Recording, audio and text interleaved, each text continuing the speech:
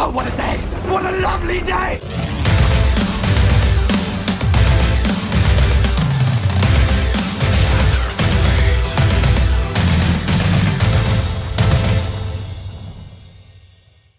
Welcome to Flat Earth Debate, Uncut and After Show.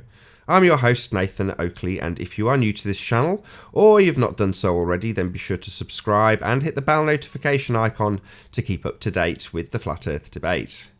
If you'd like to support this channel, there is a super chat that runs alongside each of these shows while they are live. There's also a PayPal, Patreon and crypto link in the info box below the video. Now, about to set up for the first live show over on Nathan Oakley 1980, but in the meantime, I'll pass you over to the live panel so you can enjoy the dulcet tones of whoever's in there while I set up for the first live show. Well, you asked me the question. No, I didn't. No, but I was right talking to Paul. I was talking to Paul, and you butted in. That's what happened. All right. As you usually do. Now, Paul, as I was saying, religion and history is two different things. They're not grouped together in the same lump. That doesn't work that way. Well, I mean, but okay. That's why when I first talk about the scriptures, I don't talk about it as a religious book. I talk about it as a historical book. And actually, if you understand how the Bible came to be, it wasn't, it didn't become a book until probably somewhere in the 1300s, or not 1300s, somewhere around early first century. Most of the Bible itself was individual letters, documents that was accumulated and put together into a book. That's why I was referenced initially that like First Kings or First and Second Kings, Samuel, Chronicles were historical records. Okay, let me ask you this. Let me ask you this question: is the Quran a historical book? I've not done enough study on the Quran, so I can't make a 100% comment on it. Let me ask you this question. Let me ask you this then. Are there any other books that are religious, that are historic, that you know of? Or is the Bible the only one? I'm talking to Paul. Is the Bible the only historic book that you know of, or are there others? I know, but I'm talking to Paul. Wait until you're talked to. Don't just butt in, because I'm asking him, not you. I'm here too. I'm making. I know you're here, but I'm asking Paul a question. Can I ask him a question? I'm not going to be answering? silent in the background all the time. Nobody's asking you to be silent. But when I finish talking to Paul, to Paul, if you feel the need to speak, go ahead. But I want to hear his answer. Now, Paul, is there any other books that are considered historic that are besides the Bible? That are religious. I would say that the Mormons claim that the Book of Mormon is a historical book, but there's been proven that the history within the Book of Mormon is not valid. But when you say Mormon and Christianity is very closely linked. I'm talking about other religions, other books of other religions. You may think it is closely related, but I don't. It's, as far as I'm concerned, it's a cult, so it does fall outside that. Now, if you're getting into the Vedic scriptures or you're getting into the Quran, I don't have enough information because I've not studied those specifically, and I don't know if they make historical claims, which I think the Bible does make historical claims. But no, what I'm saying is, but aren't Mormons Christians, or no? Maybe I got that wrong. I just said that. I don't think they fall.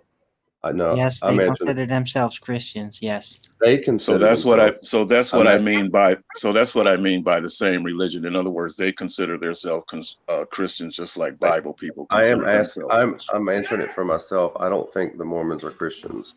You may consider that. Erwin may consider that. But they consider themselves that. That's the point is they're not Muslims and they're not Buddhists. That's my point. Right. Okay, so let's try to get back on track. You asked me if there's. I'm pretty sure that all religions have records involving historical people and what they did in their time and what they dealt with. Doesn't mean that all of it is historical, and definitely it isn't. There's definitely some very speculative stories in all of the religions. Yeah, but you're just talking off the top of your head. I'm not talking about that. I'm talking about things that have been verified. Yeah, well, there's things verified in the Quran, definitely. Muhammad did exist. Yeah, Muhammad did exist. And then there's things that it did record that Muhammad did. So in one sense of the word, I guess you could consider the Quran a historical book. So in one sense of the word. But I've not done enough study on the Quran, so I can't make a true comment on it. Right. And Like I said, I was just using it. I was simply using that for an example that that Mormon and Christianity was closely linked. That's all I was doing by mentioning Buddhists, the other religions, Egyptian religions. There's a bunch of them. I mean, it's just like for the Jesus story, every culture had one. Well, But the Hindu religion also has it's ancient, archaic, and it also has historical records. Also, some very weird ethereal shit that can't be proven, and even probably mythical history that is so far away you can't be sure whether that was any kind of real or not. But there's definitely more close history records and kingdoms and everything in there. Yeah, that's a nice bit of word salad, but that doesn't No, really help the that's an case. answer. That's in the Hindu religions, in the scripts. But Paul, do you understand that the same Jesus story? There's about 20 cultures that had that exact same story in another form, like with different people's names.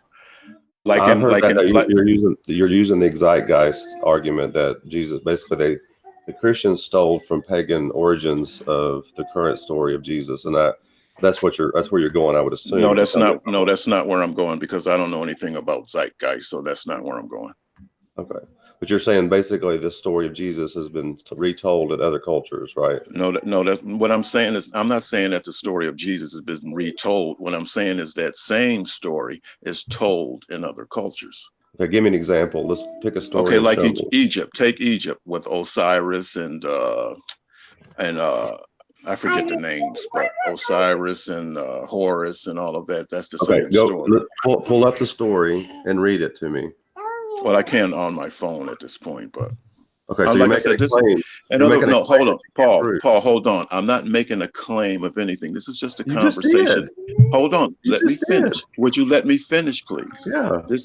This is just a conversation of information. I'm not claiming anything. I just want to make that clear. We're just talking. This is off the record. Okay. I know the story of Horus, and I know those stories, and they are very different than the Jesus story. So, okay, but what about Dionysus? What about Dionysus? Do you know that story too? Well, tell me about it. How does it line up?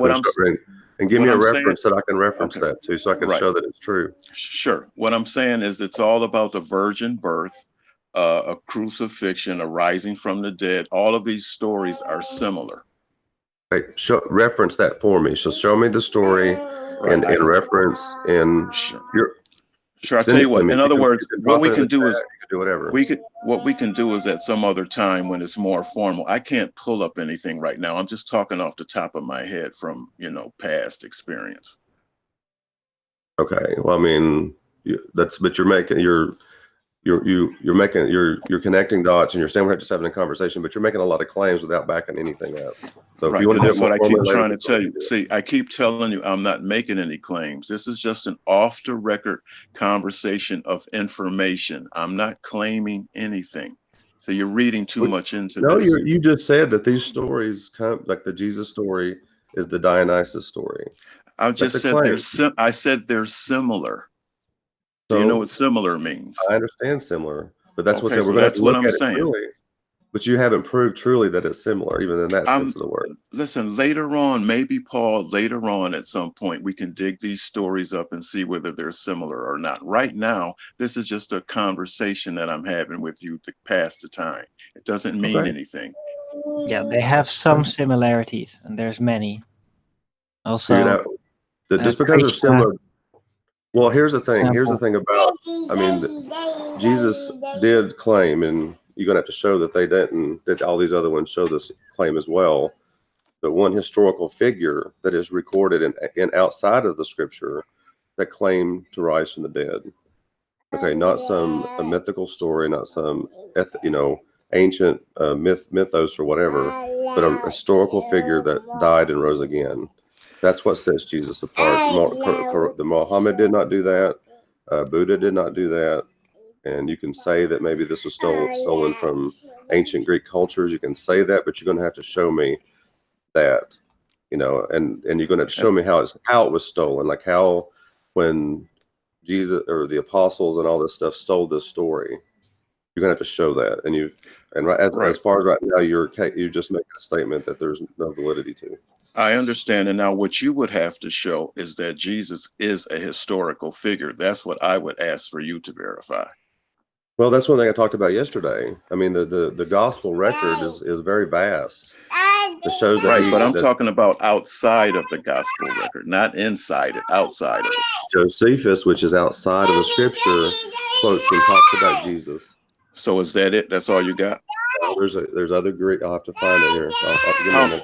Roughly how many? If you had to throw a number on it, how many would you say that? I don't know. I don't know off the top of my head. I know there's other people who've done the work. In other words, it's not just written in every book all over the place. It's just a couple people that you can reference, right? Well, if you count the people that like the church fathers who were outside that they wrote about Jesus. They attest to him. Then you talk about Josephus, who attests to him. Then you talk about there's a Greek historian. I'll have to go back and find it. I forget the name of the guy. You're talking about a handful of people. I'm talking about like really spread out. Like in other words, like Plato. Somebody like Plato is recognized in any book that you can basically bring up. But this Jesus thing is only referenced by a handful of names. That's my point. Well, that's why I get back into manuscript evidence. Like even with Plato, how much manuscript evidence have of Plato, and how far removed from Plato's time period that you have those recording of Plato? But with the Gospels, you have a record that records from all over the Middle East and even that have records of who Jesus was in the Gospels, and then the apostles writing about him. So if you want to talk about that, then there's a lot.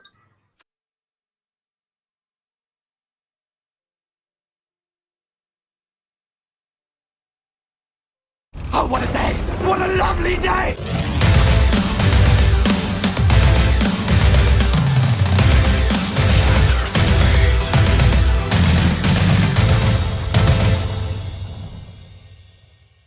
Welcome to Flat Earth Debate Live. I'm your host Nathan Oakley, and if you are new to this channel or you have not done so already, then be sure to subscribe and hit the bell notification icon to keep up to date with the Flat Earth Debate. If you'd like to join the community debate, then go to nathanoakley.com and check out the Flat Earth Debate forum. If you'd like to support this channel, there is a super chat that runs alongside each of these shows while they're live. There's also a PayPal, Patreon and crypto link in the info box below the video. Most importantly, if you'd like to join the discussion, simply mute the page you are currently watching, then click the link in the info box below this video to join the panel and express your views on the shape of the Earth. If you do join, please don't swear. If you do, you'll be ejected, and if you are, please don't try to rejoin the stream using sock accounts. You'll be warmly welcomed back on the next stream. Please also share the show on social media. Sharing the show obviously increases the live audience, but this in turn increases the chances of a more diverse panel, so please share the show. And one last time, if you're new to the channel or you've not done so already, then be sure to subscribe and hit the bell notification icon to keep up to date with the Flat Earth Debate. Now we are joined by Arwin, Paul and Slick James Johnson. Very good to have you all. Good afternoon. Good morning. Good morning. Good morning, good morning. Any signs of curvature? No signs whatsoever, just a belief. Any signs of axial rotation of the Earth-based variety? Nah. Nothing more, just more belief. Scientific evidence of gravity? Nope. None of that either, just belief. But some people like to bring in an aberration, but it's all belief. Any evidence of the distance to the sun? No, an aberration is a technical aspect. Right. Doesn't have anything to do with belief or disbelieving. Is it scientific evidence? It's Is it scientific evidence of gravity? No, aberrations can't be scientifically proven. Bummer. Any evidence of the distance to the sun? There is no distance to the sun. Oh, here we go again. But there is nobody can make that claim that there's no distance to the sun. That's just ridiculous. So No measured distance to the sun. right, measured is the word that needs to be included. That some people just like to leave out on purpose, probably to mislead. But No. we'll just catch No, that. And it's make called sure a it doesn't cultural happen. reference. It's called a cultural reference. Right. Yeah, right. It's So, not in easy. answer to the question, Nathan, no, there's no measured distance to the sun. Fair enough. Any evidence of a self-perpetuating molten iron core at the centre of a presupposed spherical Earth? Ha. Nothing whatsoever, just more belief. How about any evidence of a gas pressure being maintained without the necessary antecedent of a container for all of those fundamentalist zealots who believe in the outer space being a vacuum? Right. They just watch too much Star Trek. I agree. Now, you can't create a gas pressure next to a vacuum without some kind of membrane or something that'll prevent it from escaping into the vacuum, even if it is very low pressure. What in the vacuum? non-vacuum chamber. What vacuum? That would be artificially created in the Oh, I chamber see. next to it. I But see. even if the gas pressure was very low next to the vacuum, it would still immediately escape and find an equilibrium. Indeed it would. Any evidence of the R value, Earth radius? Yeah. Nah, it's just something that somebody made up and applied it and been using it to make up stories that people fall for and believe and hold on tight to. That's all it is. Hey, Flatten Earth. How you doing? Good, thanks. Send you up in a second. My rate's died. I'm having so many technical issues at the moment, I've got to be honest. But very good to have you. You've just missed out on housekeeping. Thank you very much to those who took part.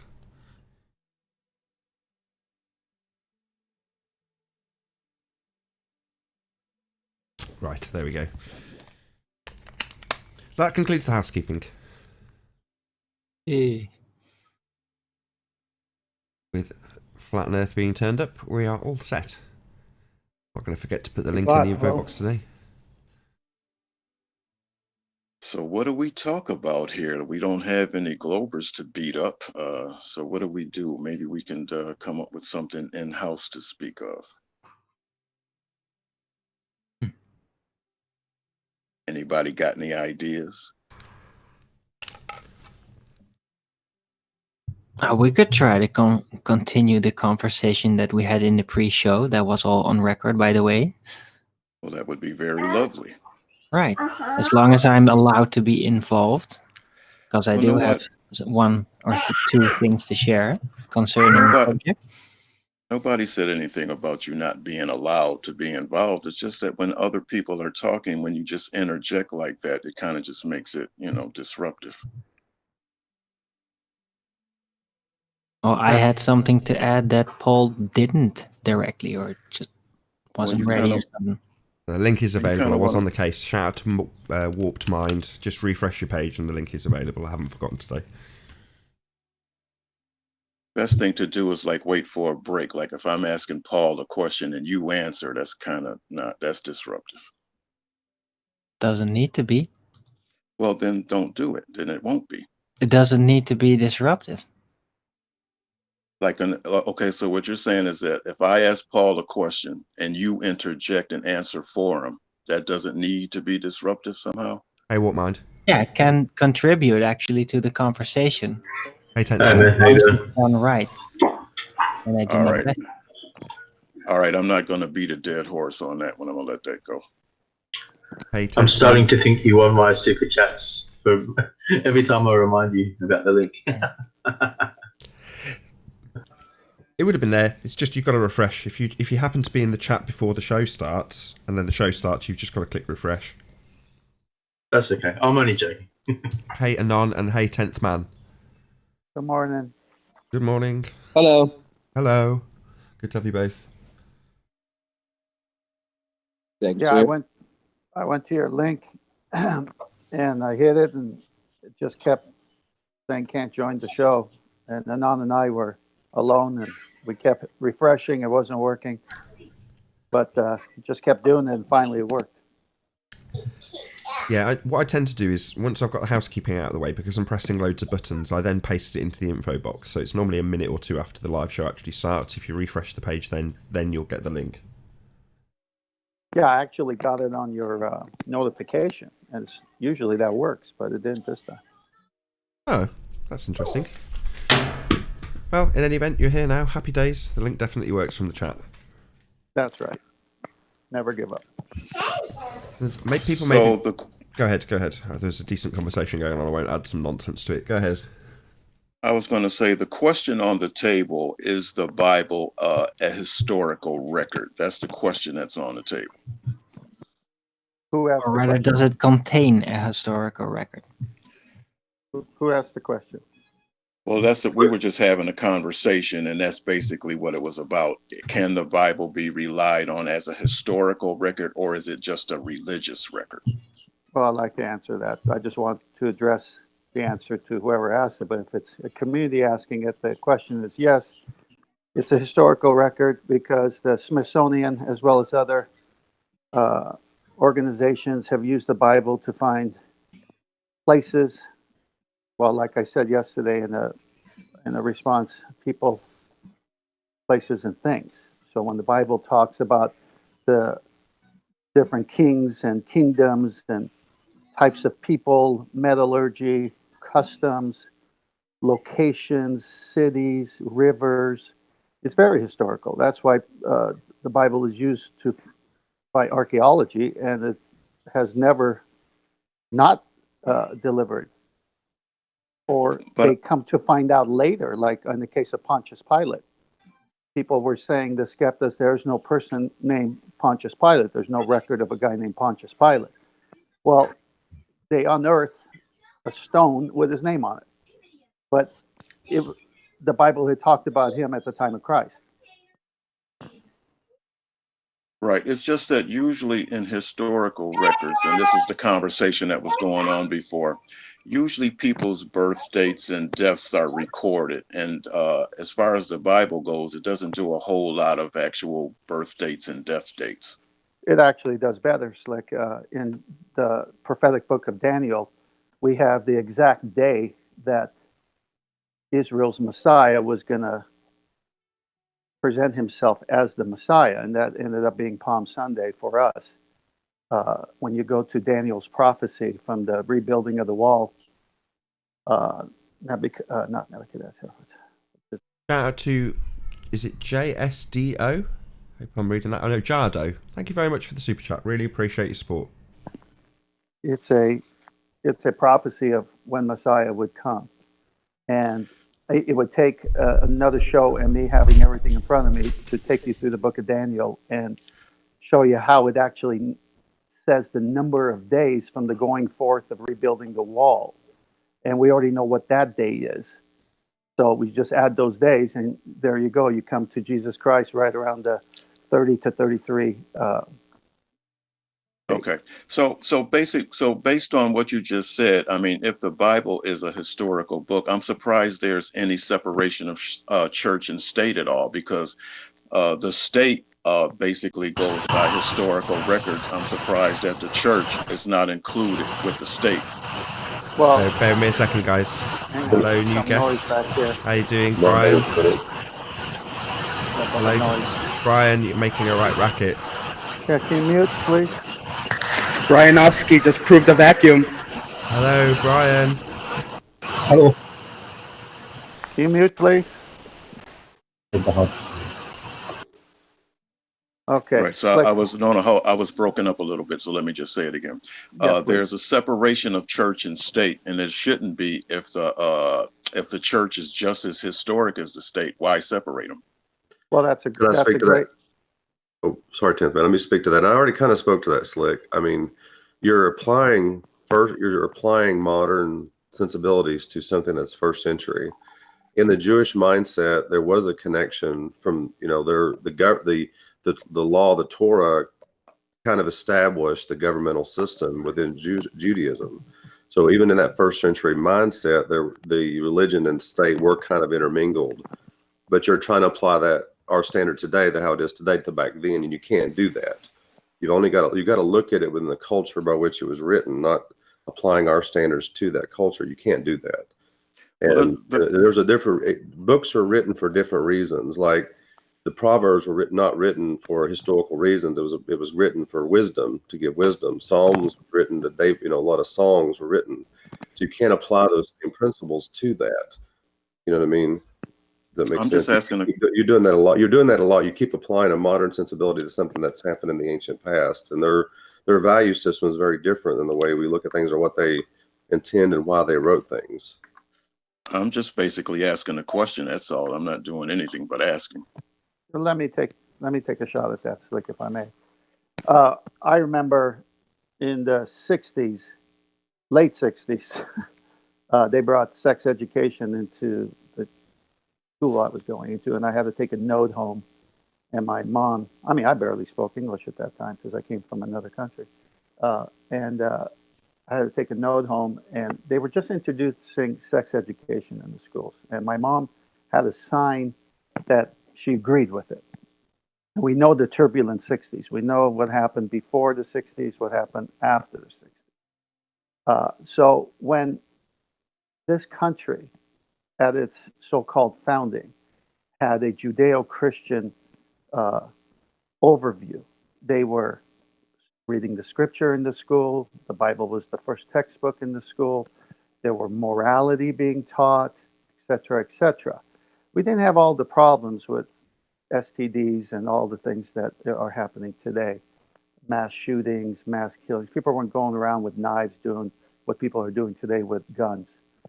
Because there was a morality that was being taught. So when they separated church and state, that only hurt our country because what they wanted to do was get rid of God, put evolution in the front, and say, don't tell me how to live, don't tell me there's a hell, don't tell me there's a heaven.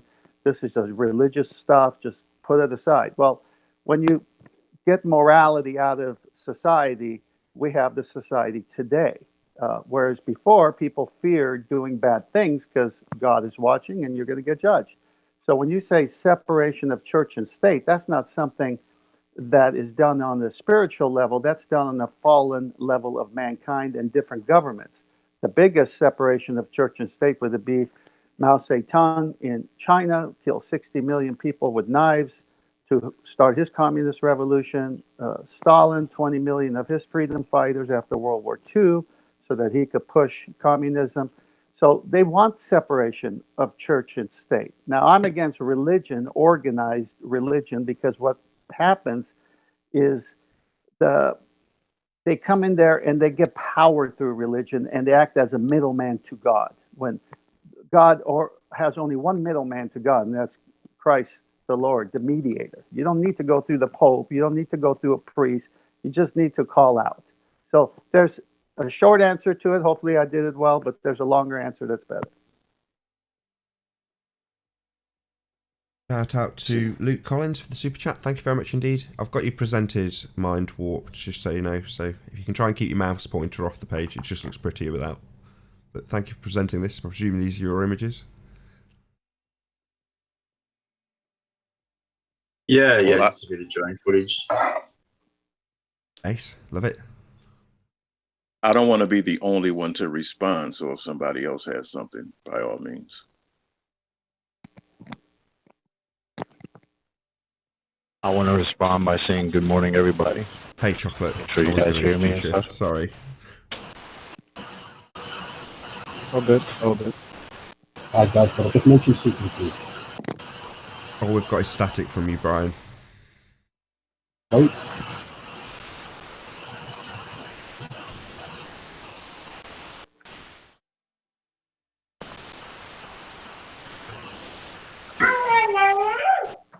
Nathan, on Saturday's show, it's going to be about the ultimate observer in the double slit experiment. Am I right? Correct. Yeah, I can't wait for that. Can you pop yourself on mute, Brian? You're literally adding nothing but static. Slick, can I ask you a question? Because I was thinking about this after we go. Sure. So do you automatically dismiss anything as true if it has any kind of religious connotation to it. No, I don't automatically do anything because that would require me to be drawing conclusions based on something that I can't verify. So no, I don't do that. It's all just information to me until verified. Okay, so, but I mean, like, what reason I asked that question is earlier when I was saying that, I said, you want to know evidence outside of the scripture, outside of the Bible, for evidence of Jesus, and I quoted the first century or the church fathers in the first century. You kind of rejected that because you said it's part of the religious system. So it's almost like you dismissed that as historical evidence. Well, it's not that I dismissed it. It's just that when you talk about church fathers, I mean, to me, that just sounds like that's all part of the same group. I mean, maybe I'm missing something. Yeah. Well, I mean, that's a generic term that we use for the people that carried on the message of Jesus after he ascended. So can you dismiss that because you think they're trying to perpetuate a story, or are they just carrying on the message that they heard and the historical truth that they heard, and they're carrying that story carrying it on? You see the difference in those two things? Yeah. See, from my perspective, to me, it's just something that you can either believe it or not. Do you believe what they say or don't you? It just kind of comes down to that. Paul, let me see if I could add to that, if I may. Religion, the way we see it today, corrupted, men in there for self-gain, how can I put it, fogging up the actual message.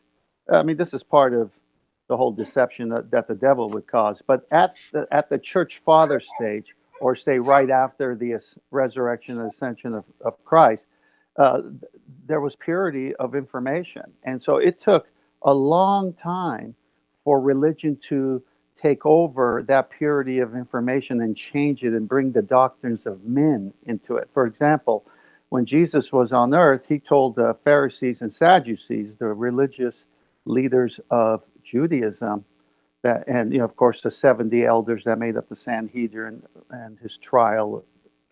I mean, they arrested him at night, which was against their own rules, And so when you look at that, he says, look, you have changed your traditions over the Word of God, meaning they had put their traditions and church etiquette and church functionality ahead of the Old Testament.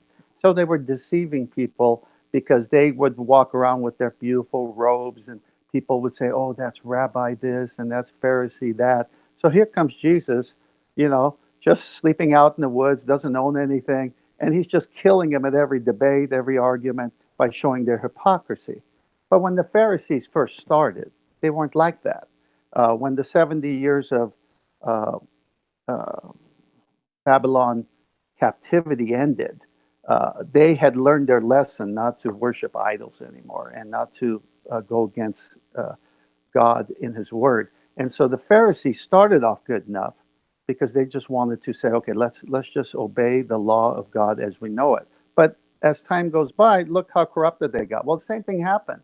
The Catholic Church, which I was born into that faith, I'm no longer in that faith because I'm not into religion, didn't come up with Mary worship until I think 1200, 1500 years after it started.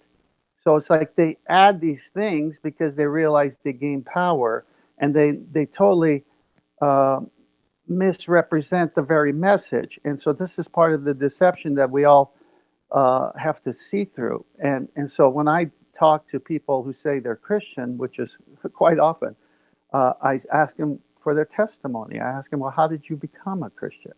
Is it something you were born into? Did you use provisional faith before you could actually reason yourself? I mean, did you do it because your parents, mirrored it? And then later, did you at all get critical about it? Did you say, is there really a God? Because I went through all those stages, and I did. And so I just want to know how they got into it. So if they're just believing, as you say, but not testing, I'm with you 100%. Christianity, it says, prove all things, hold fast to that which is good. God doesn't say, abandon your mind. God says, use your mind. And so this is why true science and Christianity are like a hand in a glove to me. because God is truth, and all truth leads to God. I'm not afraid of what science will discover, if it's true science, not pseudoscience, as we're finding out with gas pressure without a container, obviously. So sorry to these interrupt. Sorry to Yeah, go interrupt. ahead. If there's anybody who's not talking on the panel that's willing to drop, there's knowledge scavenger, or sorry, Bible literalist in the chat trying to join. So you don't have to. Don't feel obliged. But if there is anybody willing to drop, I told her I'd drop. There's no problem. cool. So if you do want to drop, So I'll drop for her. Chocolate, wonderful. Thank you for sacrificing yourself, Paula. Yeah, There'll no be problem. a gap in No problem. a minute or two. Yep, I'm dropping right now. Thanks, Chocolate. So you can see that all the different denominations and all these different viewpoints of Jesus, all you got to do is read the Bible and see which one is actually quoting him. And then you'll know which one is the word obfuscated. I can't say it, changing it. I had to leave a church. I had to leave my church because the pastor wouldn't stick to the Bible, and I showed him in the scripture what he needed to stick to, and we had a disagreement of the meaning. And I said, well, this is very plain to me, and so I'm not going to go to a fellowship of believers where the pastor who says he represents God in the Bible is going to not stick to it. 10th man, it's a little hard to respond to you because you say so much in one statement. It's hard to know where to, go. So I apologize. I tried to make a nice, concise statement, but pick any point. Well, to take an outsider that's looking and see, the outsider that's looking in doesn't understand where your religion was once nice and true and beautiful and all of a sudden got corrupted. They don't know how to make that distinction. All they see is the corruption, and they don't know how, like you, because you've been into it and you know where to go. They don't know how to do that. They don't know how to separate the two. Well, that's an interesting statement, because when you first fall in love, it's your first time falling in love, but you've seen other people who supposedly fell in love fighting, but your first time falling in love is not the same way. So I'm not sure if what you're saying holds water. When you're seeking the truth and you're crying out to God to reveal himself to you, he will. Okay, but this is my question. Sorry to interrupt. We've been joined by Bible literalist. How are you doing, Paula? 10th man, I'm sorry, I didn't mean to, I want to wait for her to speak. Him to speak. No sound from you, Paula. Maybe check your settings.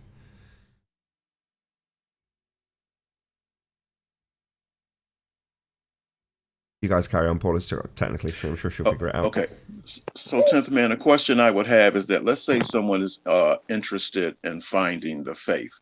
And then so they say, hey, I want to, I heard something about this religion thing. I really want to check it out. I think I'll go to the Catholic Church and see if I can get involved. So what happens when they go to like you said, with the Catholic Church, which is in a corrupt religious system, and that's where they go to look for the truth, and they find all this corruption? What are they supposed to do?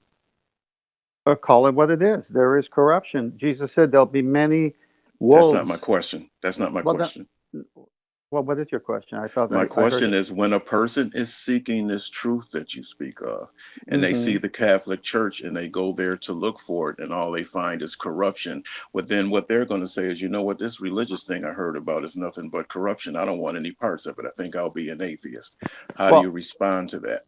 Easy. They were seeking a religion. I'm saying seek God, and God says there will be corruption in the faith because the wolves will come in and lie to you, because well, let me finish. Our arch enemy does want to use religion as a, how can I put it? So I don't tell people to go to religion. I don't tell people to go to any church. I tell people to cry out to God directly, and God will answer them. That's not what I'm talking. That's not what I'm talking about. You're talking about something different. See, I'm talking about a person that's seeking God. He doesn't know anything. He's just green. Now he's seeking God. Hold on. So he's seeking God, and he says, okay, let me see if I can find God. There's a church. There's a Catholic church. Let me go see if I can find God there. So he goes to the Catholic church and finds all this corruption and says, you know what? This God stuff is nothing but a bunch of crap. I don't want nothing to do with it. So my point is, when you say that the man should seek truth, he doesn't. He's green. He's not seasoned like you to know where to go and where to look. All he's stumbling into the first place that he sees that said God lives here. And he goes in there and he finds nothing but corruption and gets turned off and decides to be an atheist. What do you do for that person? Well, you answered it. You answered it in your first statement. He's seeking God. If he's seeking God, God shows him there's corruption there, and God will show him where the truth is. So if he's seeking God, I'm not worried about him. If he's seeking a religion, or if he just wants to join a club, yeah, then that you might didn't hear happen. what I. Yeah, but you didn't hear what I just said. You missed the last part. No, I didn't miss the last part. I am yes, saying you did. you started your statement by saying if he's seeking God. I know you missed the last part. It's the last part that I'm talking about. The part where he goes in, sees all the corruption, and says, you know what, this God stuff ain't nothing but a bunch of crap. I think I'll be an atheist. That's what I'm talking about, that part. Yeah, but if he's seeking God, God showed him the corruption and said, this ain't the place. Keep looking. Yeah, that's like, I tell you what, see, what's happening here is that we're missing each other's point. So rather than go round and round, No, just he's responding perfectly fine. And I agree with him. I went through that in my youth personally. Like I said, that's fine. Now you guys can talk about it if you want, but it's just going round and round as far as I'm concerned. No, it's not. It's an answer. Okay, hold on. Okay, hold on. What's the point? Hold on. What's the bit that's being missed, Slick? The part that I'm saying is that when the person goes to the Catholic Church, because he doesn't know where to go, he just knows that religion is supposed to be where you find God. So he goes there and finds nothing but corruption and says, you know what, this is nothing but a bunch of crap. I'm going to be an atheist. So that's my point where we're going back and forth, because what 10th Man is saying is, no, he should seek further and all that. And my point is, some people don't do that. They just go into their first thing and they say, well, this is a church. I'm supposed to find God here. God is not here. So God must be a fake. I'm out. So that's what I'm talking about. And the reason I want to back out of the conversation is because that's the point I'm making, but he's making another point. So the conversation can carry on, but just without me, because we just hit a crossroads. Well, I could tell you exactly what I told my mother at age 12. I said, Just before Just before you do, can we hear you, Paula? Hello, can you hear me? We can. Good to have you. Sorry, 10th Man, you carry on. Yeah, I told my mother at age 12 because, you know, obviously as children, we obey our parents as much as we can, or else you get kicked out of the house, right? So I was obeying my parents. I was going to the services, but I was getting nothing out of it. I wasn't even seeking God. There was nothing in me. I just want to play football and have fun in the dirt, you know. But eventually at age 12, when I could start really assessing things for myself, I realized this was a futile attempt, just going to a building and seeing people in robes and incense burning and repetition prayers, everything on a schedule, blah, blah, blah. I said, you know what, Mom, I believe there is a God, but he's not in that building. I don't want to go anymore. And she saw how stern I was about it. So she says, what are you going to do? And I go, oh, you mean on Sundays? And she goes, yeah. And I said, well, I'm just going to hang out and watch football and just enjoy myself. And so for that time, I realized that this building, this religious aspect, ceremonies wasn't reaching me about God. But never did I ever not believe there was a God or contemplate becoming an atheist, because creation itself told me, hey, there's a building, someone made it. There's a car, someone made it. There's life, there's humans, there's structure, there's order. God must have made this. I never wanted to be an atheist because it's illogical to be an atheist. So I was turned off by religion, not God. Brilliantly put. Hey Theo. Me too. I totally agree. I just want to say hello to our new guest. Hey Theo. Can I make a comment about the topic? Of course, Lottie decides to start talking when I do this. Can you hear us, Theo? Loud and clear. Good to have you. All right. So just so we're back on track. So, Slick, are you saying that, and I'll rephrase it slightly, somebody approaches a building that claims to house God, and when they don't find him, they become an atheist. That's your point, right? Right. The point, let me see if I'll make it concise again. What I'm saying is that not everybody is seasoned on what God is about. So they hear stories and they say, hey, you know what? That sounds interesting to me. I think I'm going to check it out. So they go to the biggest place of all to check it out because the Catholic Church is the biggest thing on earth. So they go to the Catholic Church and they find out, wow, that's not what I would think God is about. I don't want anything to do with this. I'm going back to my other life. Now, this is the point that I'm making. This is the choice that some people make. Not some other people may say, well, you know what? I didn't find God here. Let me go try another house of God and see if I can find him there. So that's why I said we're at a crossroads, because some people are not going through all that. If you say that God lives here and they go and see that God doesn't, they're done with it. That's all I'm saying. But you're starting off. I'm just going to say this, and then I'll let you pipe up, Paul. You're starting off by saying somebody's seeking God, and then it turns into them seeking out architecture and men's word about the architecture. So you're that's saying not what I'm saying at all. But you said it says God is here, so they go to the Catholic Church and it claims to house God. Well, that's a claim of man about a building. So I just want to give you my response to it. My response would be that person wasn't seeking God. But there we go. Paul, over to you. But before you go, Paul, that wasn't seeking the people. That wasn't my point at all. But go ahead, Paul. No, I agree with Nathan on this point. I'm going to quote some scripture, so bear with me, and Bible literacy might help me in this too. The Bible says, if you seek me and you seek me with your whole heart, you'll find me, first of all. So God is talking like that. He says, if you're really going to seek me, you'll find me, first of all. Second of all, Jesus told his disciples, go into all the world and make disciples, okay? He didn't say go into all the world and make church buildings. He didn't go into all the world and make a religion. He said he didn't go all the world and make this religious system. He said, go make disciples. Make people like me. So my job as a believer and a follower of Christ is to make other disciples. So if I'm emulating Christ, the church should not be found in a building. It should be found in individual people, reflecting the image of God, reflecting who Christ is, teaching who Christ is. And that's where it should start. Not in a building, not in an organization, not in some group that you attend. And that's where people fail, because they think in that building that's what's going to happen. I got a call off you. So I think that's what the whole Domino's Pizza, can I help you? Wasn't it? This is what the whole Protestant movement was about, right? The 95 The Theses? Reformation. Yeah, the Reformation So by he Martin came over, Luther.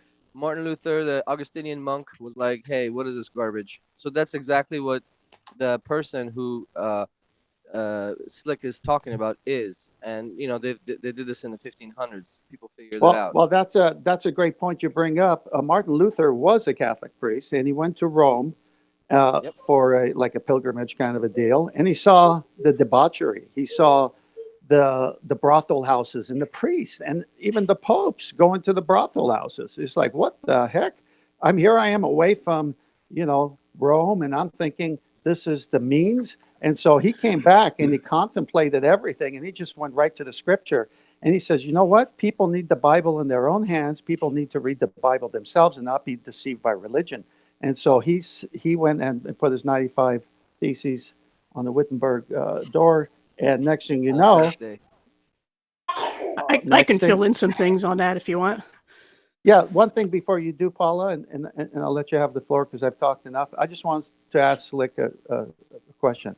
How sophisticated was I at 12, Slick, to know what you're saying, that people go today and they're not sophisticated? How sophisticated was I at 12 when I realized this was not a true representation of God?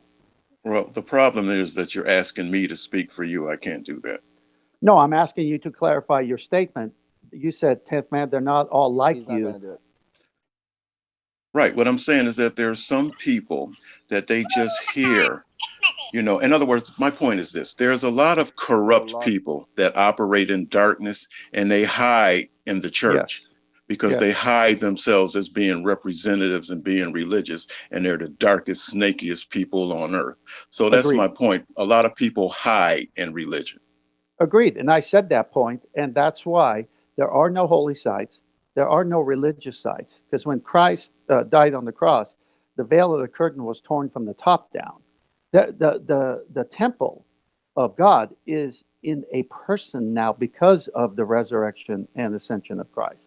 God can actually inhabit a person through the Spirit. And that's why Jesus said, I will send you the Comforter. You will not be alone when I leave, but I must leave to fulfill all the prophecies that have to come to this point and after this point. So when I became a Christian at 14 and a half, I was indwelt by the Holy Spirit. And so I am the church. Paul, my brother, is also the church. He's my brother in Christ because he believes in Christ. So this is why I do church at home on Sunday with my family with an open Bible, and we discuss for hours and hours and break bread together and enjoy our salvation. We don't let someone deceive us.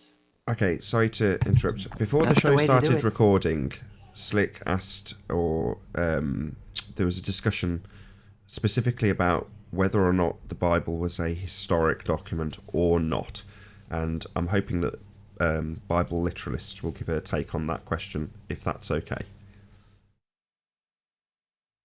Sure. Could you repeat, please? Because it broke up a little bit for some reason. Sorry. Sure. Is the Bible a historic document or a religious only document? It is everything. It has all sorts of genre. And that's why when people say it's all allegory, they're saying there's allegories within allegories, because it contains allegory. It contains poetry, prophecy, wisdom, literature, history. It contains eyewitness testimony. It contains all sorts of things. So to say the Bible is this or that is to try to homogenize it into one block of one kind of literature, which isn't accurate at all. But Genesis, for example, is written very historically. It's how they wrote history in those days. They didn't write it as a dry technical thing that we do today. They wrote it in story form so that people could memorize it. That doesn't mean it wasn't factual. It doesn't mean it wasn't to be taken literally. It just means how they expressed it. So starting with Genesis, I mean, this is a big thing in Flat Earth. Is Genesis literal? And the problem comes with, there are Christians who for decades have said, no, we're not flat earthers, because that's what the atheists were throwing at them. That's what the evolutionists were saying. Oh, you're a bunch of flat earthers, when all they were was young earth creationists. And so the young earth creation movement is very against flat earth. And I know people, and I'm working with them to try to get into that door, such as organizations like Answers in Genesis. They're very much against flat earth. And so we're showing that they're inconsistent, because if they take the times given, evening and morning day 1, evening and morning day 2, literally, there's no reason they can't take its flat earth statements literally, or at least its geocentrism, such as Joshua's long day, which is impossible on this current model, and other things such as the sun not existing before the earth. So what was the earth orbiting? All sorts of questions that rise up, because they don't take it literally when it doesn't suit them. And that's the problem. And nobody has spent more time in their life criticizing their own side than I have. I've always been drawn to the difficult passages. And so when I read, even as a teenager, that the waters above the firmament are still there and they're above the sun, moon, and stars, that presents a problem to the allegorical approach and the supposed inconsistent literal approach that the young earth creationists use, which I still am too. So I'm used to being outside of the box. So the problem is not that there aren't Christians that are willing to look at the Bible critically. It's that there are Christians who won't apply it consistently, whatever method they choose. And I just did videos on that consistency problem. And I just did one on the empty cross where I bring in evidence, because unlike any other religious book, the Bible is a book based on evidence. It appeals to evidence for fulfilled prophecy. It appeals to it for eyewitness accounts of the resurrection, which is why we have 4 gospels, not 1. And they were cross-examined by no less than Simon Greenleaf, who I think in the early 1900s, late 1800s, was one of the, sorry about my voice, founders of the Harvard School of Law. He was an atheist.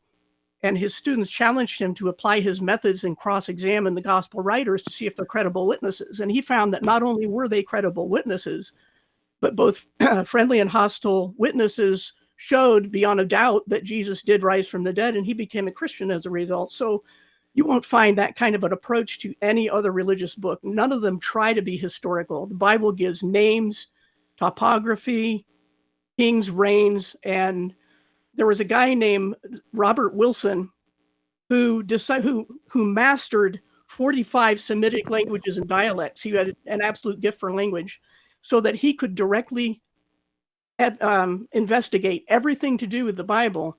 And he concluded that not only was the Bible the most accurate ancient document, that because it would get names and spellings and times right that no other documents got, but nobody could argue with him because he made all the foundational research. So Christianity, the Bible is a evidence-based faith, an evidence-based book. And yes, it contains other genre. Yes, it contains wisdom literature. But to say it's all this or that is quite ignorant, in my opinion. And as far as church history goes, it's a lot darker than anybody realizes. There was another historian named, his name just escaped me, Philip Schaff. Oh my God! Yes, coming back from the dead is a thermodynamics violation. Hold on. People are being revived on a daily basis. Hold on. Right, so this conversation has spanned from Flat Earth. Inevitably, you get onto the bullshit of the Big Bang and creation. These are the ontological primitives. Now, from that, we have gone into... No Big Bang. No Big Bang. It doesn't have to be a Big Bang. It could be everything was always here. Before we Violation. I wanted to say... Wait, sorry, everybody let me just walked on me. Sorry, yeah. I wanted to compliment Matter can't be Paula. created or destroyed. Right.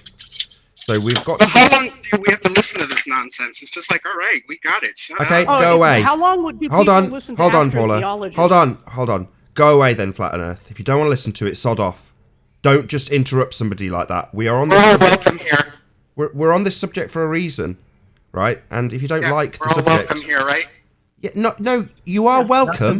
Not welcome you are to be welcome. disruptive. Arwin, why are you now stepping on me? Yes, you're welcome. If you don't like it, you don't have to be here. That's pretty simple and clear. I want to It's be a debate. Right, well then Everyone's just let welcome people to- talk. It's a debate. Exactly, it's a debate. Right, okay. And we've Everyone got to should this be subject. free to have an opinion. So that's what the whole debate's about. Yeah, can I give my opinion? Sure, it's not as simple as a 10-statement sentence. It's going to be a little more complicated. Sorry if it takes a little longer Yeah, than so we 2 should take minutes. our time, not just let her just word vomit for How long have I listened to you guys? I sat here for like 10, 15 minutes before I said anything because you guys were talking and I was polite enough not to interrupt. How Right. often do I get on this panel? We're on the This subject. is the first time I've This heard is- you. So sorry, I think guys. any further you're Sorry. To my knowledge, Paula is the most knowledgeable person on this subject. Why is it that we're all rumpusing her? We're on this subject. We've got here by virtue of Flat Earth. Why isn't it being allowed to be discussed? I don't get it. So I was just trying to be. I was being supportive. I'll stop. I think if I could just interject real quick, I think what the problem is that her statement is so long, you just don't know where to respond to it because she's saying too much information at one time. You got to kind of break it up and make it I'm into trying a to back catch and up. forth. Yeah, she's scattergunning. No. I'm trying to catch up. I just got on panel. I'm trying to address things that were already stated and add a little bit to the conversation. I was just getting to the history part, but nobody wants to hear it. But you would, I'm sure, and I've heard people do it before, listen to people bash the Bible for a half hour without a break, and nobody complains. Right.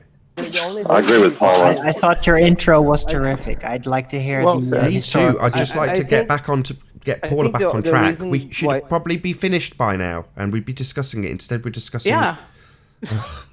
Feel free. Yeah. Hopefully, you will be uninterrupted this time, Paula. I was just going to say that Philip Schaff, the historian, noted, the respected historian, noted that within a generation of the first century, people were already turning it back into a religion. Both the Jews and the non-Jews couldn't give up their religious practices. It's been hijacked ever since, just like Ball Earth hijacked Flat Earth. it does relate. And there's a lot more dirt in that whole thing. And so the point I was trying to drive at was that the Bible, yes, is a history book. It's all sorts of other things too. And it is a flat earth book. It's a geostationary book. And it can be part of the conversation. There's no reason to leave it out. People will bring in the Vedas or the Sumerian tablets or anything else, and nobody complains. The Bible has an equal spot at this table, and that's all really the point I wanted to make. Well said. I think what Flatner is saying is that we use a lot of, we jump on Globers when they just declare things. You're a bit quiet, Anon. I've turned you up full, but you're still a bit quiet. Okay. I think also in regards. Sorry. All I was saying is that I think the reason why Flatner is saying this is because we, as much as people say that we're not scientific, we, adhere to the scientific method, and 90% of the show is just breaking down how Globers use scientific method with the bastardization of it to prove something. And we talk about, proof, hypothesis, all this kinds of things all the time. And then suddenly, all of a sudden, we're just going by a book. We're going by some, Schauberger, some guy who wrote a book, and we're going by appeal to, evidence, to consensus, appeal to consensus, and appeal to authority. Okay, I got your point, Anon. No problem. We covered this yesterday. Got it. So there's two things that I want to make clear. Number one, and this applies to everybody in the audience, not just yourself. When we ask for scientific evidence, it's not because that is the standard. Far from it. That is simply the standard that is claimed by our opponents. They, globeheads, claim to have science. That's why we ask them for their scientific evidence, only to find they have none. Now, do I have scientific evidence for a flat earth? No, because it falls outside of science. So this isn't a purely scientific question, and there are many standards of evidence, not just scientific. In this instance, we're talking about historic evidence, a very different standard. Got it. So is historic documents, are they empirical? Because we know scientific method, when properly used, is empirical, meaning that you can't go against it. No, they're not. You say the same thing about science. Just answer his question. No. Yeah. Let me ask you a question. In a court of law, do they have scientific evidence that a crime committed? They have circumstantial evidence. They have eyewitness testimony. They cross-examine each other, and they come to a verdict. Everybody knows law. The court of law and justice is not served. I mean, that doesn't mean the legal process is flawed. It means people don't apply it properly. I'm not talking about corruption in the courts. I'm talking about the ideal legal process where you would want done for you if you were accused of a crime. You want people to come up with evidence, and you want cross-examination back and forth several times, and then a verdict reached. And that verdict is not a scientific verdict. It's not a scientific fact, but it is legal forensic evidence. And that's what we're talking about here. We're talking about the past, because the past is usually a one-off thing. You can't I agree with you. 100% I agree with you. Except in this case, hold on. I agree with you. Except when the testimonials have stuff in it that kind of go against, like Flatner says, second law of thermodynamics, or all kinds of laws, as far as becoming alive, switching wine to water to wine, flying in the sky, turning the Red Sea into half, and turning your staff into a snake. A lot of those are just go on and on. Okay, we get the point. Okay, so are they metaphor or are they not? Okay. No, they're presented as legal, and the problem is you can't even explain why the sun and the moon are in the sky, yet you say miracles are not possible. That's just illogical. saying that I've never seen a guy with a stick split a sea. You never seen it, therefore it didn't happen. There is actually a trick officially. It's even TV documentaries about how to stiffen a snake. It's very weird, but yeah. You can. I'm talking about using your just yelling power or whatever and splitting a sea in half and then have the army go through it and then get washed off.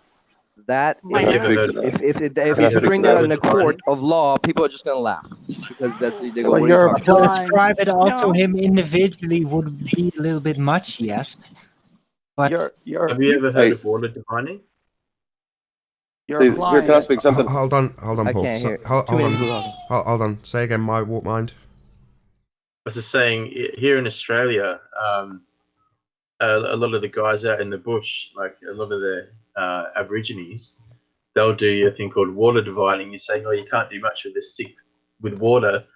All they do, literally, they'll go and break a branch off that's like a V shape, and they'll just hold it, and when it points down, then they'll dig a hole and there'll be water. Somehow there's something there. So I don't know. Just I'll see if I can It's a parlor trick, as Nathan calls It's them. not a parlor trick. It's It's circus called water sideshow. dividing. It's No, not. I did it. I did it. 10th man did that. I had another property, 11 acres, and I had a well there. And my neighbor said, who bought 7 acres next to me, he said, "How's your well?" And I said, "Well, it's a small well, but there's a place that if this ever gives out, I'll go there." He said, "Show me." So I went there and I had 2 rods. I had 2 welding rods. And it's like a magnetic pull. The minute the rods cross, it's finding water. That's So not we went to sticks. his. Excuse me, let me finish. It works with a lot of things. The point is, we went to his property and we walked the 7 acres, and in some places it barely moved. Other places it just crossed, like you couldn't stop it. It just was doing it on its own. And I said, "You try it." And he tried it. He says, "Man, this is the spot." Well, he hit 100-gallon per minute well right there. So it does work. It's just part of the way God designed things. Okay. Can I speak something real quick? I've noticed in a lot of, even like what Anon talks about, like he talked about Moses holding up his hands and the water parted. If you go and read the story, that's not exactly what happened.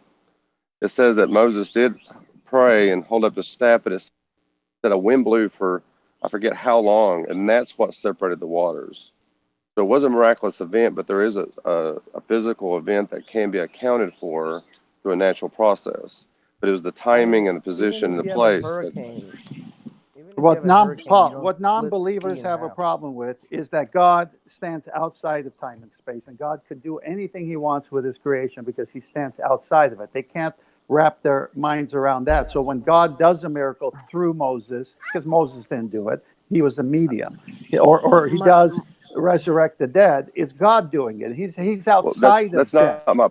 That's not my point. I mean, I think we've talked about this before. God, I said this yesterday. A miracle goes against any law, any natural observation we see. It goes against all those factors.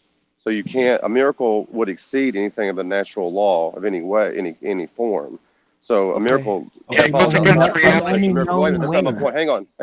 I'm not done. Only in a I'm known done. way. Hold on, right? Hold on. I'm not done. Let Paul get to the end, and Goes then against reality. hold on. If Paul gets to the end, then Earth Flattener, you can respond. Okay. My point is, just from the way they're talking, I could tell most of these people have never truly even read the Bible themselves to even determine whether it's true or not from even reading it. They just go on from what they've heard, from the stories they've seen, from probably some movie they've watched. That's all they base this upon the scripture themselves. They've never done the study and the work themselves on the Bible itself. Okay. So you're making comments about something that's not valid. Okay. If you want to respond to that, shout out to Eagle Plane and Anchor for the super chat. He says we'd like to see more of Paula. Thank you very much indeed for your support. Go ahead, Earth Flattener. There's just a lot said there. What is there to say? To summarise, he's saying people haven't actually. Hold on, let me just summarise for Earth Flattener. So he's saying people haven't actually read the Bible or done the study when they make these claims. That's his point. Yeah, I would agree with some of that. I would say I would agree with that. the only person that's close to religion here is Paul Hall, because he says that it is faith that requires him to believe in it. You can't use a scientific method to where everyone is trying to use evidence and all these fallacious arguments to prove a creator. Okay, your mic's terrible. Disagree Just so with you that. know, just so you know, your mic's terrible. But we heard that. Paul. Can I get a quick interjection, just real fast, just to make the just before you conversation do, a little even? I'm sorry. Paul, can you respond? I know Slick wants to get in, but Arwin's But waiting see, as well. we've already established the fact that you can't apply a scientific method to historical documents. You can't do that. Forensic, and said earlier, you can't. It's the wrong type of evidence. You can't apply the same method. It's a different method. It's a different proof. History can only be tested by cross references and preponderance. Okay, let me tell you this. Hold on. Let me just hold on. Slick, go ahead. Okay, I just wanted to say this real quick. In this conversation, what I'm noticing is that one side is very long-winded and the other side only has a chance for these quick, short answers. Can we make it a little bit more even and balanced? No! Just for the record, not at Slick, all. I've Hold on, heard let me you just respond to that, ramble for Paula. long Okay, Hold my on. fault. Hold my on. fault. I withdraw. Hold on. Withdraw Can I the just question. respond to that? You're saying, can you be a bit more concise? No. These all. are experts Okay. in their field. Why would you demand that it be more concise? No, that's not my point. Well, my point is that we're having a discussion, but one side is talking so long, you don't even know where to respond to. So when the other side jumps in and then give their response with their short, concise answer, it's not an even balance and it makes it hard to listen to. That's not the problem of the expert, is it? That's not. Get used to it. That's the debate. Yeah, that's not the expert's problem, I'm afraid, Slick. Sorry. Shout out to and also, Julio for that's the fine. super Do your chat. thing. Don't worry. Thank you very much for your support. And also, Slick, I've been trying to be concise. I've been trying to be very concise. I'm not trying to be long-winded. I be concise and then wait for you to ask the question so I can unpack it. So, I mean, Paula... Let me give you this real quick, concise. Let's say a whole bunch of people watched David Blaine in Harlem, and they had to write a book report about it, and they wrote about all the tricks, and then 1,000 years later, they found all these stories about David Blaine and his tricks. How is that proof of anything? Let me tell you the difference, and 10th Man or Bible Letters can address that. I was very specific yesterday for a reason, very specific. It wasn't that Jesus did all these tricks. It wasn't just turning water into wine. It wasn't just walking on water that Jesus did. I was very specific. I said, what sets Jesus apart is the resurrection. That's what set Jesus apart. If you can prove that David Blaine died, and then rose again, then we would okay, there's something going on here. They wrote it in their paper. They said that David Blaine pretended, he died, he was dead. You said pretended, but see, you pretended. In my head. Yeah, but had it been medically checked? Yeah, like it was written in the book that a bunch of people were fooled into thinking this gentleman had died. It's not proof. Come on, guys. Had it Come been on. medically How verified? This is ridiculous. Let me explain something about crucifixion. Because David Blaine has not been crucified, and the first thing they do is they flail your skin with what's called a flagellum. It's a long leather straps with sharp things embedded in it. Okay, they tear your skin apart on the back, and then they put you on a cross such that in order to exhale, you must push up with your legs. That's why the feet were nailed, and everything was excruciating. Having your feet nailed through it, you had to push up on those feet, and every time you breathed. And so you were beaten to a pulp, shredded your skin off, then put on the cross for hours, and eventually you would die of suffocation. That's why they broke the legs of the other two, so they couldn't push up and breathe anymore. That's why they did that. Now, they were surprised that Jesus died so soon, and these are Roman soldiers who know what death looks like. And if they failed to execute a prisoner, they themselves would be executed. They would be crucified. So they were going to be absolutely sure that this guy was dead. That's why they were surprised, and that's why they thrust a spear into his heart, actually. And eyewitnesses said water and blood came out separately, which was a sign that the heart was already stopped, broken, dead. The guy was dead. The Romans would have been killed themselves if he wasn't. And then he was wrapped like a mummy. That's how they wrapped people then. It was Jewish custom. So the Shroud of Turin is not authentic by that way. They wrapped up the legs separately. Then they wrapped up to the armpits. Then they wrapped the arms crossed over. Then they put a sheet over the head. And around these windings is this gluey mixture of spices that not only held the bandages on, but kept the smell down. That's how he was wrapped. And he stayed that way for 3 days and 3 nights. You tell me somebody walks out of that is like David Blaine, I got a bridge to sell you. I just want to add something to that. the crucifixion, not the crucifixion, is absolutely brutal in that regard. You touched on it a little bit, Paula, but I just want to add to it a little bit, which is to say that when you've got your legs broken, obviously you can't push down on your legs. So what actually happens is your chest collapses, so you can't breathe. So then, as an involuntary motion, you will naturally, to breathe, push upon your broken legs. Now, in doing so, if you've got your hands nailed to the cross, you're then pushing pain into that part of your body. So eventually that becomes excruciating, and you'll go through that in a continual cycle. So in other words, you go through not being able to breathe to take the pressure off your broken legs, to putting pressure on your broken legs so you can breathe, to relieving the pressure back off your broken legs, and you'll do that indefinitely. So in terms of the actual brutality level of crucifixion, it is beyond comprehension how brutal it actually is. And on that really positive note, I will say a huge, massive, enormous thank you to all of you in the live audience. If you are watching this on Nathan Oakley, then stay tuned, as there will be a short after show to follow. A massive, huge, enormous thank you to all of the live audience for tuning into this live debate, and of course a massive thank you to all of the live panel for making this debate possible. If you need to keep yourself occupied after the debate is over, then go to nathanoakley.com and check out the Flat Earth Debate Forum to keep up to date with the community debate. Another massive thank you to all who hit the super chat. I've been Nathan Oakley, and I'll see you all in the next video. Oh, what a day! What a lovely day!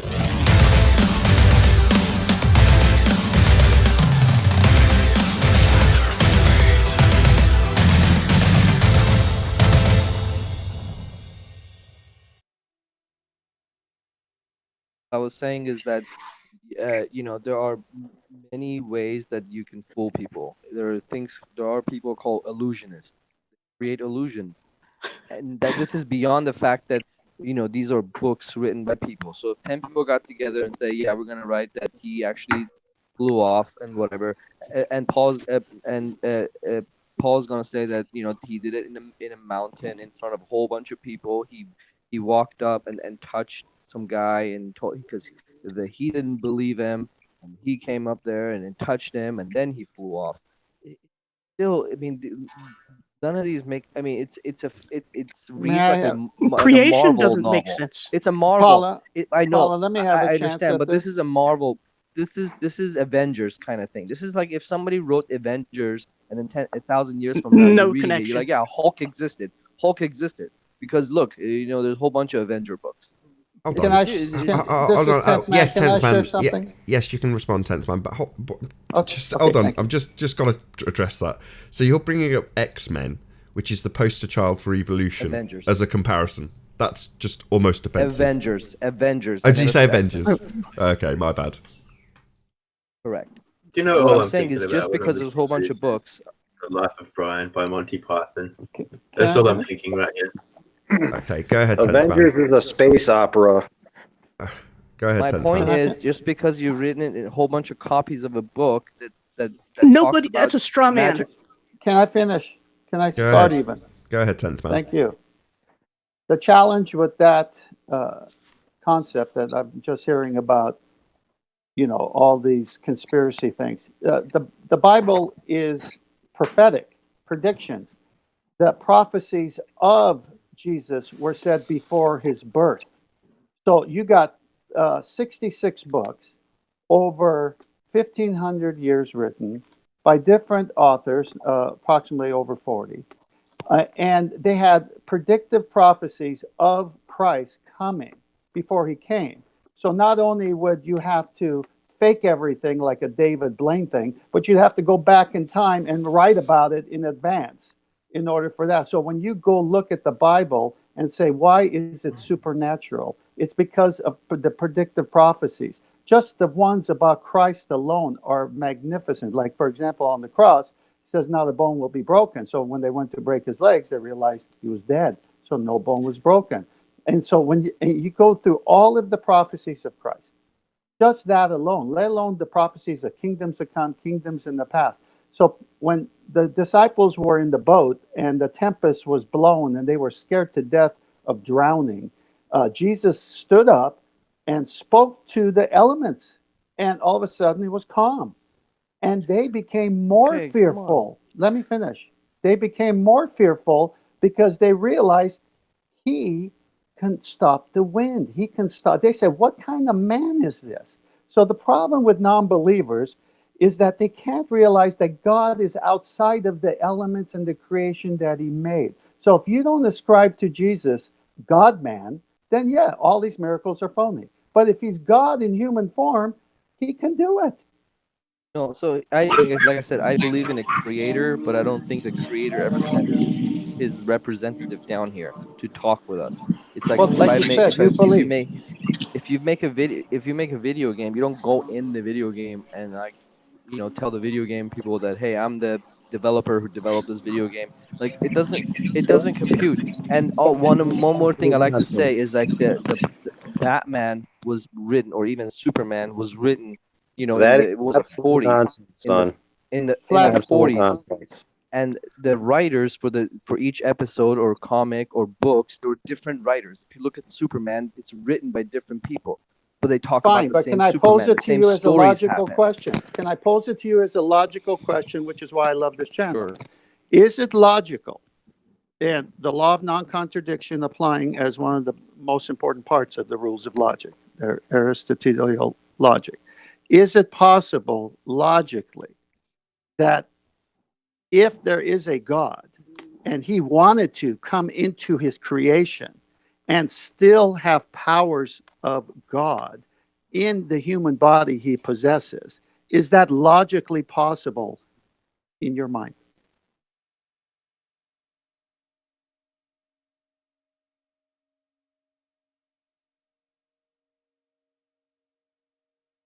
I want to get a chance. I want to get a chance to get on deck here Well, whenever can we get an time answer? allows. Can we get an answer to that?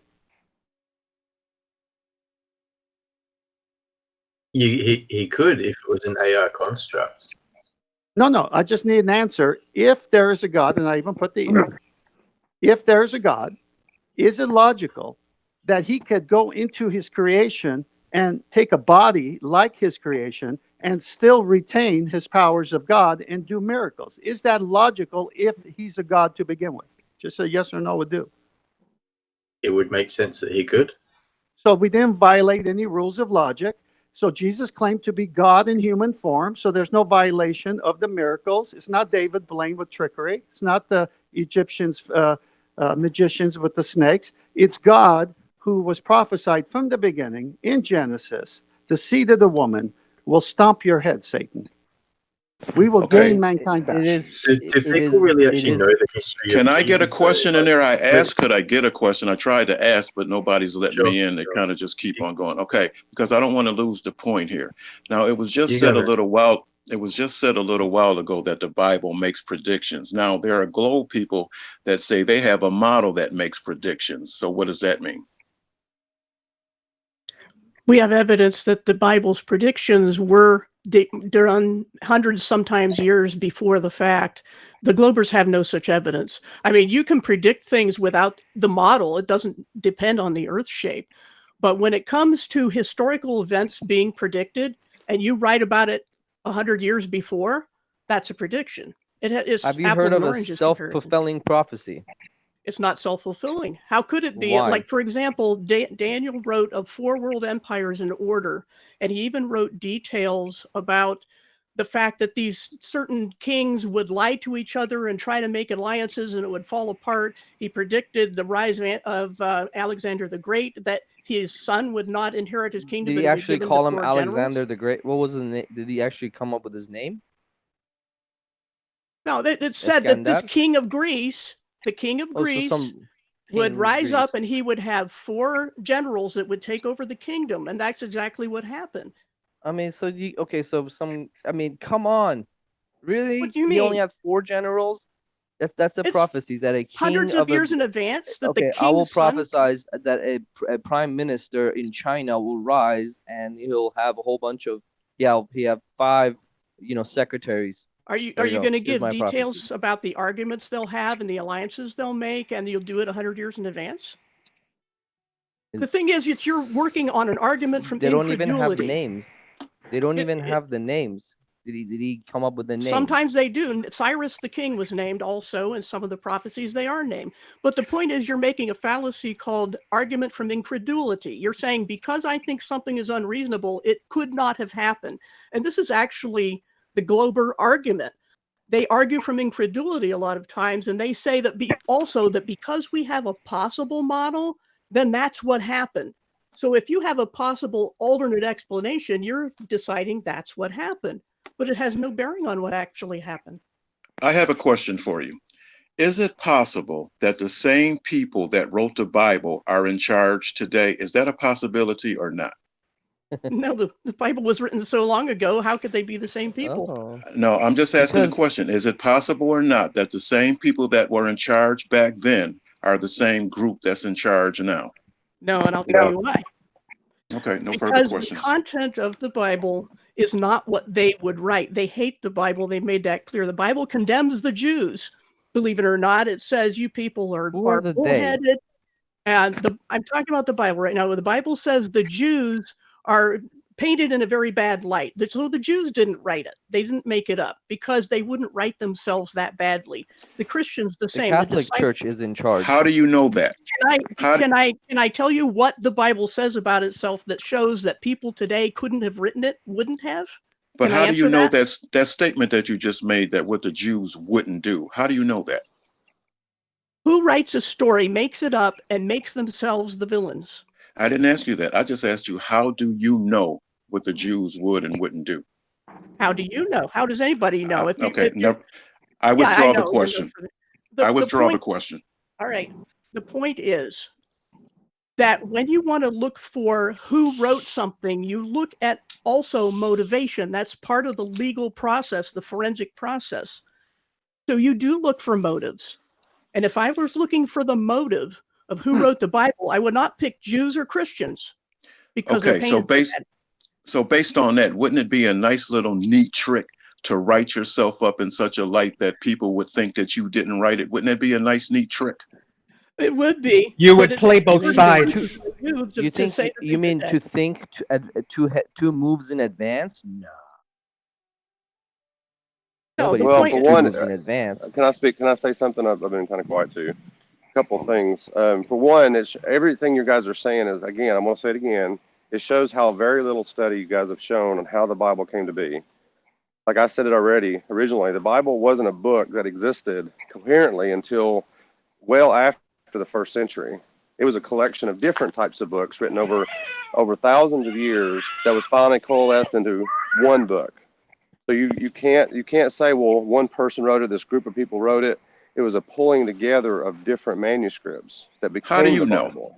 How do you know all this, Paul? That's because I've researched it. Paula can attest to it or not. I've studied it. Okay, so you did hold on. So you've done a study and you've researched it, and you're declaring that your research is on point. Is that what you're doing?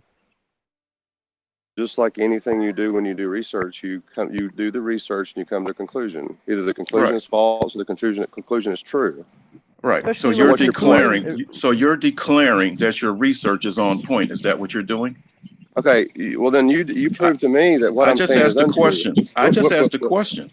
I just asked you a question. Are you declaring? Just like you were declaring earlier. Withdrawn. Okay. Withdrawn. Okay. Good. He's trying to answer you.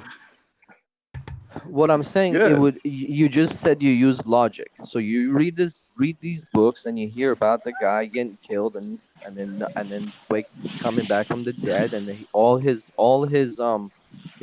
wounds are gone apparently, right? Because he wasn't walking around like a bloody guy. He was normal.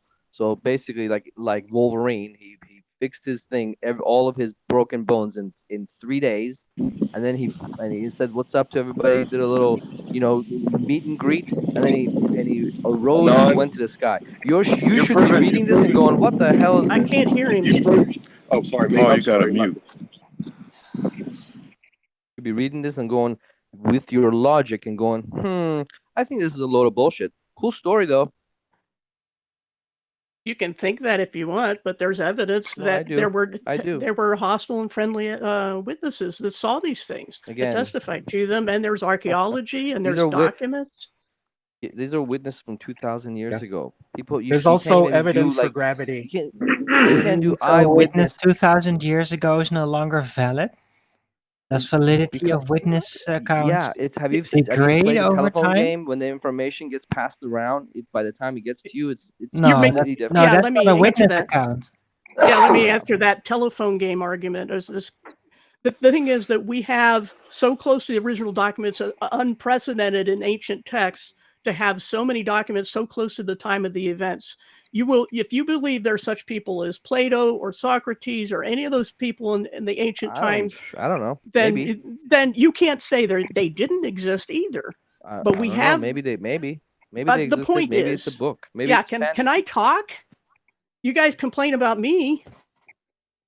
The point is, you're making a claim of people losing the accuracy as things get copied. But it's like, if you want to compare it to the telephone game, it's like we can go to the second person in line every time. We can go back that far. The Dead Sea Scrolls push that back 1,000 years closer. So when you say that this is a copying problem, you're way out. You won't even let me finish. I'm gonna cut people off now because you do that to me. It's just that you got to learn the version of long story short. Slick, you need to learn that lesson yourself. You can talk and talk. I've heard you many times. So can anybody read these languages currently, the points he or brings do they up. have to get translated? On that note, I will say another huge, massive, enormous thank you to all of the audience in the Nathan Oakley primary stream for tuning in, hopefully smashing the super chat, liking, sharing, commenting, all that good stuff. Also, another massive thank you to all of today's debating panel for making today's debate possible. If you need something to keep you occupied after this premiering stream is over, then go to nathanoakley.com and check out the Flat Earth Debate Forum to keep up to date with the community debate. I've been Nathan Oakley, and I'll see you all in the next video. Oh, what a day! What a lovely day!